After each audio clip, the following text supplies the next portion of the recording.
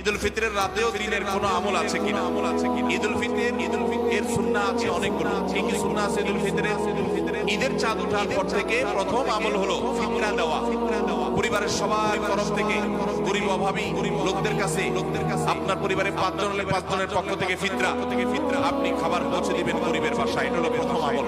দ্বিতীয় হলো ঈদের চাঁদ দেখা গেছে, তাকবীর শুরু করবেন, আল্লাহু আকবার, আল্লাহু আকবার, লা ইলাহা ইল্লাল্লাহ, আল্লাহু আকবার, আল্লাহু আকবার ওয়ালিল্লাহিল হামদ। বেশি বেশি করে পড়তে থাকবেন। এটা পুরুষ হোক নারী হোক সবাই, পুরুষ একটু জোরে জোরে, মহিলা একটু আস্তে আস্তে। ওইটা ঈদগাহে আসার সময় জোরে জোরে পড়বেন, ঈদে জোরে ঈদে আস্তে, কিন্তু আপনি স্বাভাবিক অবস্থায় সাধারণ গতিতে পড়বেন। নারী পুরুষ সবাই যার যার মতো করে তাকবীর। এবং বিশেষ করে এই তাকবীর এটা জিলহজের প্রথম দশকে পুরো দশক করে পড়তে হয়। যাই হোক, এই ঈদের চাঁদ ওঠার পর থেকে ঈদের নামাজ পড়তে তাকবীর আমরা শেষ করে পড়তে পারবো, পড়তে থাকবো। তৃতীয়ত হলো মেসওয়াক করবেন, 4 নম্বর হলো গোসল করবেন ঈদের দিন উপলক্ষে, 5 নম্বর হলো সুন্দর পোশাক করবেন, যা আছে এর মধ্যে সুন্দর, নতুন হওয়া জরুরি না। 6 নম্বর হলো সুগন্ধি ব্যবহার করবেন।